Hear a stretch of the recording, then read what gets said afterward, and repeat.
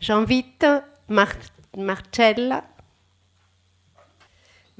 Frissani, qui, entre l'Italie, l'Angleterre et la France, entre traductologie et sociologie, elle déploie sa recherche sur les transferts culturels et les modes de réception de la chanson. Je vous laisse s'accompagner avec les intermédiaires et prescripteurs de la circulation internationale de la chanson d'auteur. Je souhaite tout d'abord remercier les organisatrices pour m'avoir conviée dans ce lieu magnifique à l'occasion de cette journée d'études qui marque le centenaire de la naissance de Brassens, et surtout un remerciement particulier et chaleureux à Mirella Conen pour m'avoir transmis le goût de Brassens et pour m'avoir facilité avec grande générosité l'accès au terrain d'enquête, me permettant d'entrer en contact avec les acteurs professionnels incontournables qui travaillent sur Brassens et qui tissent des liens avec Mirella depuis très longtemps.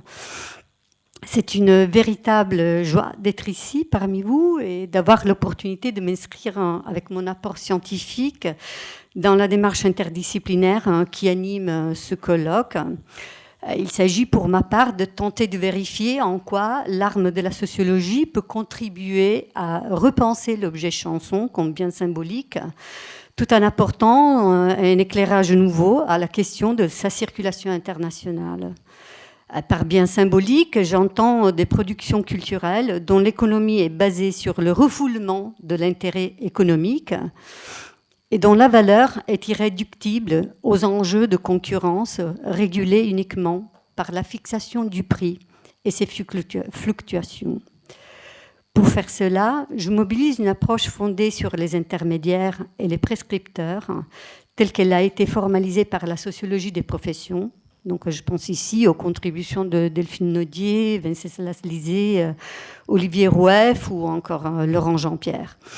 Il s'agit donc de réfléchir sur le rôle que les instances de médiation et de prescription jouent au sein de l'espace de réception et de réfléchir aussi sur les opérations de sélection, hiérarchisation et classement des produits culturels que ces instances accomplissent. L'objectif plus vaste consiste à poser des bases scientifiques, les bases scientifiques d'une étude de la chanson d'auteur française et de sa circulation internationale en traduction. Un objet d'enquête qui, à notre connaissance, n'a pas encore été exploré, comme d'ailleurs le confirme Marco Santoro, sociologue italienne, lequel trouve qu'il faudrait inscrire le phénomène des racines françaises, comme il les appelle, de la chanson d'auteur italienne dans un système d'échange, dans un réseau de relations à travers lesquelles les produits culturels circulent. Et donc, c'est ce que j'essayerai de faire ici. Donc, j'annonce mon plan. Dans un premier moment, je vais illustrer de quelle manière la sociologie des professionnels de l'intermédiation offre des instruments permettant l'analyse à nouveau frais de la circulation internationale de la chanson d'auteur. Successivement, je passerai à restituer les conditions sociales d'accès à la circulation internationale de la chanson d'auteur en traduction italienne. Et je prends donc comme cas d'étude la maison d'édition Nota, italienne, qui affiche à son catalogue plusieurs artistes et traducteurs qui interprètent Brassens en traduction italienne. L'analyse d'un volume CD de ces traductions permettra d'illustrer mon raisonnement. Et pour conclure, je passerai à réfléchir aux usages des traductions de Brassens et aux fonctions qu'elles peuvent assumer dans l'espace de réception italien. Alors, pourquoi mobiliser une sociologie des intermédiaires ? La sociologie des intermédiaires permet d'objectiver le travail social nécessaire à produire la valeur des œuvres et la croyance en cette valeur. Ce cadre d'analyse permet de rompre avec les approches fondées sur la théorie de l'auteur, qui met l'accent sur l'artiste comme principe premier et dernier de la valeur de l'œuvre, Et en effet, l'idéologie charismatique du génie romantique, du créateur incréé, ne fait que dissimuler l'intervention du marchand de biens culturels qui exploite le travail artistique et qui sait placer un produit sur un marché en le consacrant. Cet intermédiaire, non seulement représente l'artiste et en défend les intérêts, mais il peut tout aussi proclamer la valeur commerciale de l'œuvre, en élever le prestige symbolique à travers, par exemple, l'instrument du catalogue, des collections, des présentations savantes et expertes de critiques. Du coup, comme le rappelle le sociologue Pierre Bourdieu, ces découvreurs de talent, en fait, ne découvrent rien, mais plutôt leur autorité est fondée sur le crédit qu'ils ont accumulé au sein du champ de production artistique dans son ensemble et sur la relation avec ces représentants qui leur font confiance. Donc, en engageant leur réputation même, ils agissent en véritables banquiers symboliques. Et pour leur part, les critiques collaborent avec les marchands, en orientent les choix en dispensant leurs conseils et participent à la construction de la valeur, à la fois commerciale et symbolique, d'un produit artistique. En bref, la construction de la croyance dans la valeur artistique d'une œuvre ne peut être saisie qu'à partir du champ de production culturelle et en reconstruisant de manière empirique les luttes que les agents engagent pour imposer une légitimité contre une autre, une définition d'un style contre un autre. Comme théorisé par Bourdieu, tout champ culturel se présente polarisé entre, d'une part, un pôle de grande production dominé par les logiques du profit sur le court terme, et d'autre part, un pôle de production restreinte, régulé par les valeurs des champs de production culturelle et par la logique du gain symbolique, donc, qui mise sur le long terme. Donc il n'y a pas de gain immédiat. Il faut attendre des années pour qu'on puisse retrouver les profits symboliques. Donc faisons jouer l'opposition commerciale versus non commerciale, profit économique versus renoncement au profit matériel comme critère de la croyance. Les agents contribuent à structurer le champ et ses enjeux. Or, le but de ces analyses ne consiste pas à trancher sur lequel parmi ces agents est le plus puissant et le plus marqueur en termes de faiseur de marché ou de faiseur de succès, qu'en plutôt de donner compte de la manière la plus fine possible des agents qui sont impliqués dans ce que la sociologie des biens symboliques appelle le cercle de la croyance. Alors, une fois éclairci en quoi la sociologie de l'intermédiation contribue à s'éloigner de l'idéologie charismatique fondée sur l'unicité du créateur, nous passons à tracer une cartographie de la circulation internationale de la chanson d'auteur à travers la traduction. Alors, quels sont les modes de circulation internationale de la chanson et quels sont les circuits d'accès à la reconnaissance internationale et comment les analyser? Comme déjà avancé, une cartographie des circulations et des voies empruntées lors de ces parcours permet tout d'abord de dresser la liste des intermédiaires qui agissent localement, d'accord, et qui se positionnent entre l'artiste, le produit, le marché d'origine et le marché cible, ces intermédiaires culturels et marchands, et le public. Ils peuvent être des artistes eux-mêmes qui se font découvreurs, des acteurs du marché ou encore des acteurs institutionnels et des prescripteurs, comme par exemple les journalistes et les critiques, les programmateurs de festivals par exemple, qui orientent les choix des publics. Nous essayons de répondre, j'essaye de répondre plus précisément et de manière empirique à ces questions en m'appuyant sur le transfert des chansons de Brassens depuis la France vers l'Italie comme cas d'étude, afin de reconstruire et illustrer les conditions sociales de possibilité de cette circulation. Et pour ce faire, je mobilise donc une revue de presse, une étude de catalogue, des entretiens semi-directifs en profondeur, obtenu auprès d'agents italiens du champ de l'intermédiation, situé à la croisée entre le champ musical, le champ éditorial et le champ artistique. Donc, ces acteurs, dont des éditeurs et des traducteurs qui endossent le rôle double d'interprètes et performeurs, se configurent comme des entrepreneurs culturels multipositionnés. Parfois faiblement professionnalisés, ils développent des projets animés par des pratiques d'amateurs, en faisant appel pour la réalisation à des liens amicaux anciennement établis. Les autoproductions ne sont pas rares. Je cite par exemple les cas de Giuseppe Setaro et Pardo Fornaciari, ce qui fait que ces produits échappent au circuit de vente officiel et sont donc difficiles à repérer. Tout comme nous avons pu observer, les éditeurs qui sont engagés dans la traduction de chansons de Brassens sont souvent de petits entrepreneurs qui se situent du côté de l'édition indépendante et qui revendiquent l'autonomie du champ artistique contre l'hétéronomie des attentes de gains financiers imposées par le marché. Du côté des auteurs, chanteurs, interprètes, nous avons identifié trois postures différentes auxquelles correspondent des trajectoires et des prises de position différentes par rapport à l'objet chanson de Brassens. Donc, la première, c'est la posture bohémienne, avec les références, par exemple, à François Villon, hein, la posture intellectuelle urbaine et la posture anarcho-rebelle.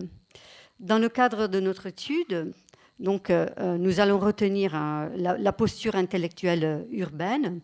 Et pour développer cela, nous allons nous concentrer, comme j'ai dit, sur la maison d'édition Nota et sur une collection spécifique, Bloc Nota, dans laquelle a récemment trouvé hospitalité un petit volume récoltant les chansons de Brassens traduites par Fausto Amodei en italien et en dialecte de Turin, enrichi d'une présentation par les soins de Mirella Conen.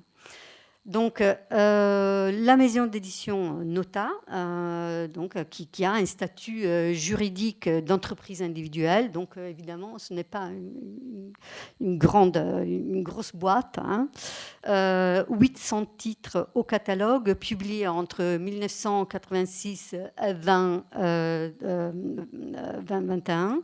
Des petits tirages de 500 000 exemplaires, des effectifs de 2 à 3 personnes à plein temps et 8 collaborateurs externes qui travaillent,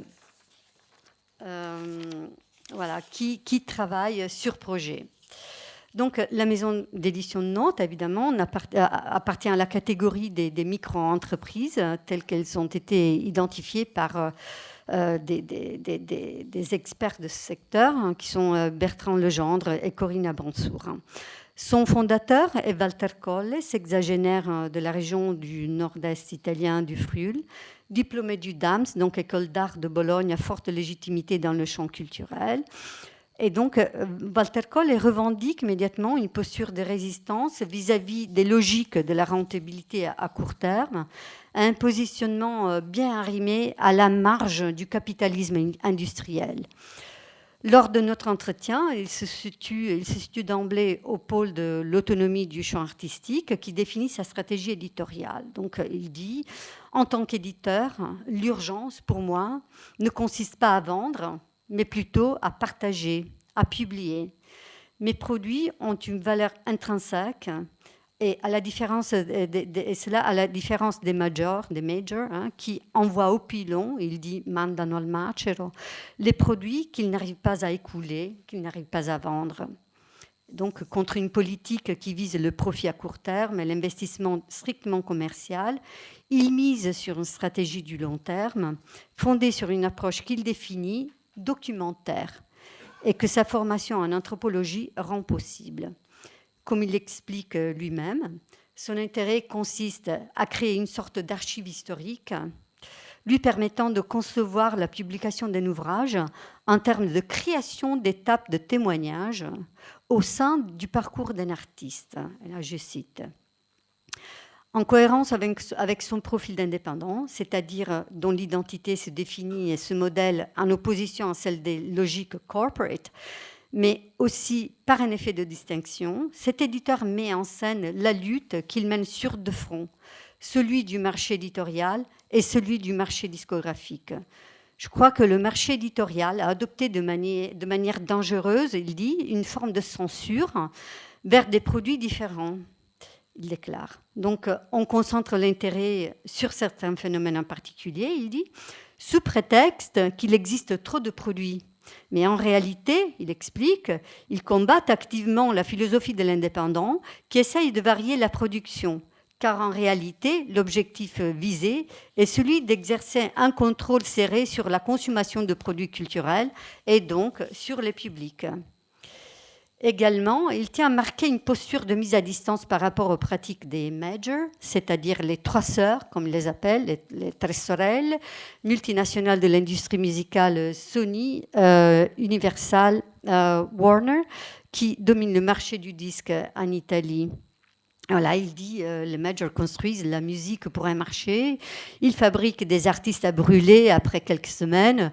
Aujourd'hui, c'est les Måneskin et les boy bands. En réalité, il dit, la musique est morte.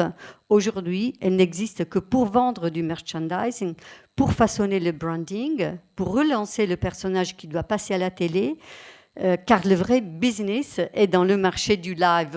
Notez par ailleurs les emprunts de l'anglais qui montrent en fait voilà, l'influence, comment ce marché est vraiment structuré sur voilà, des modèles d'importation anglo-américaines. Donc, ces conditions difficiles d'existence et de survie sur un marché fortement compétitif sont devenues plus pressantes au moment de la transition numérique. Face à la crise de la distribution traditionnelle marquée par l'arrivée des opérateurs en ligne et face à la disparition du support physique, il élabore une stratégie de résistance au rebours des tendances du marché du disque en voie de consolidation. Alors que les magasins de disques fermés, il explore une nouvelle niche de marché. Il cible la librairie et son public curieux et averti en publiant des CD accompagnés de petits livres en format poche, distribués en librairie sans pourtant négliger les plateformes numériques. Dans son catalogue, les chansons de Brassens en traduction occupent une place particulière et apparaissent en 3 volumes de son catalogue. Elles sont traduites en dialecte ou en italien et interprétées par 3 auteurs de générations différentes.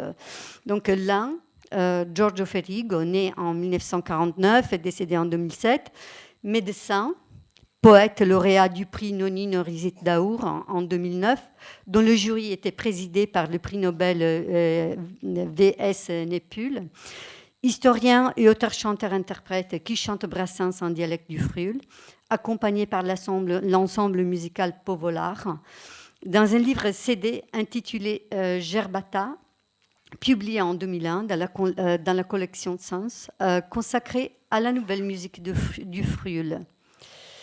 Deuxièmement, donc le deuxième chanteur-auteur-interprète est Alessio Lega, qui chante en italien ses traductions de Brassens, Brel, Ferré, Le Prest et Renaud, dans un CD intitulé Sotto il pavé la pioggia, publié en 2006 et qui lui a valu la prestigieuse Targa Tenco, délivrée par le Club Tenco.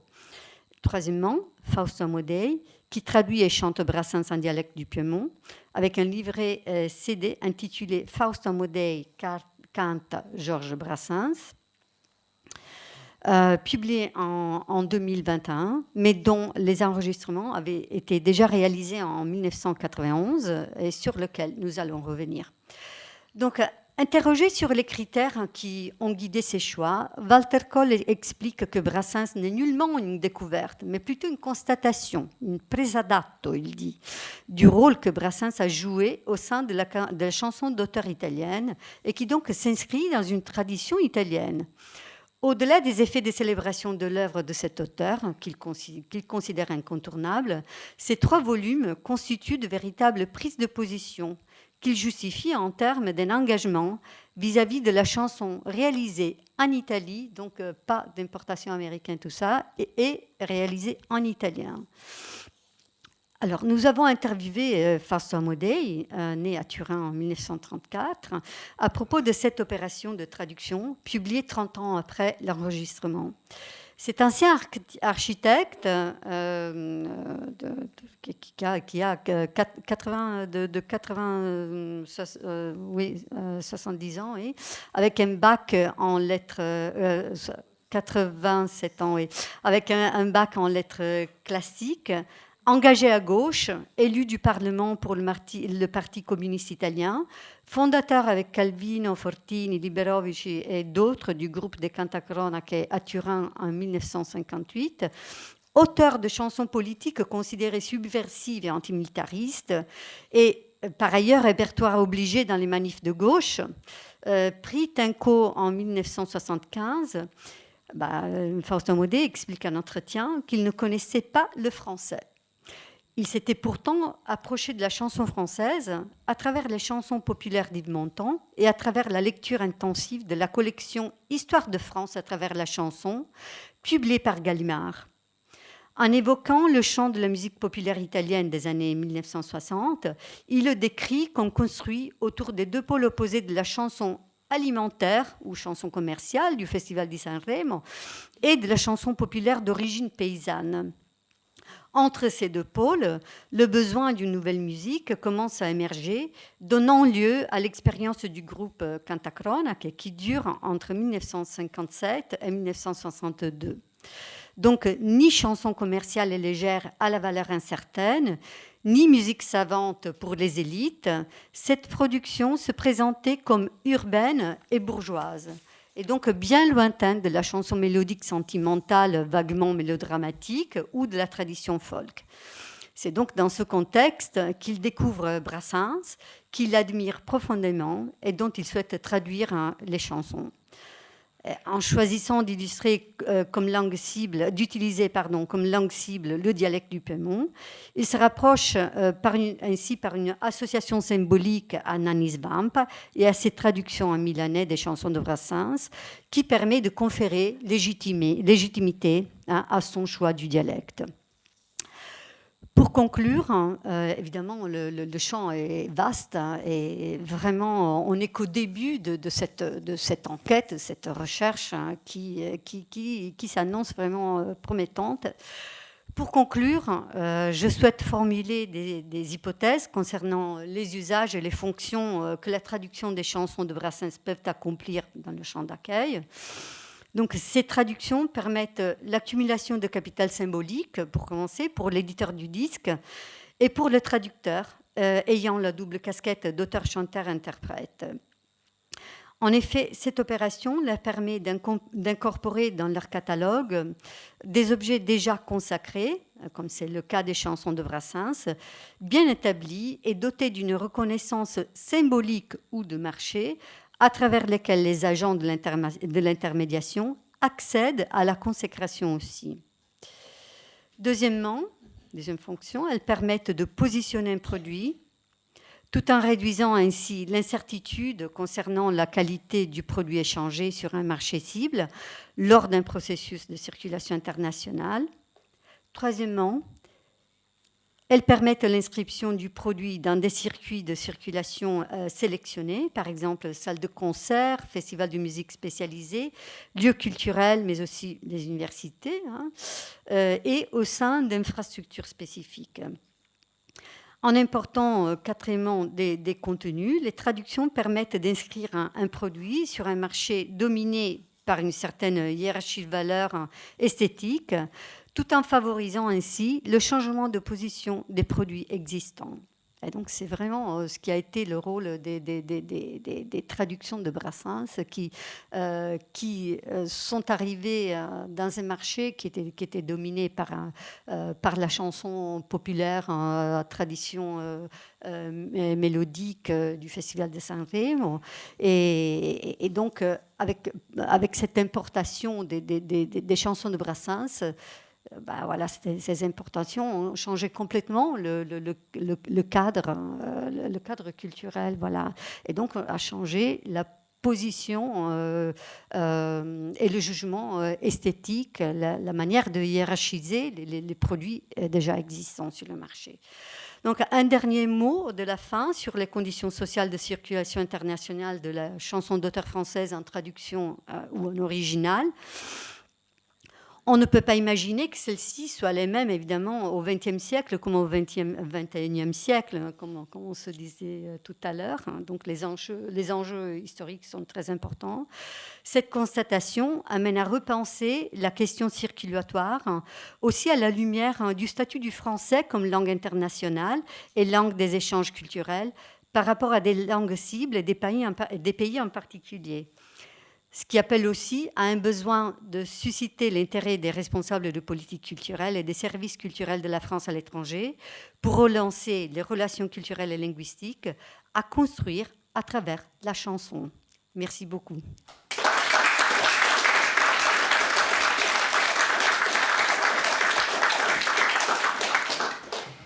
Merci beaucoup, Marcella, pour cet éclairage par l'obscur, si je peux dire, de la réception de la chanson de Brassens, notamment de Brassens en Italie, et ces investigations plus générales. J'ouvre le débat pour 10 minutes.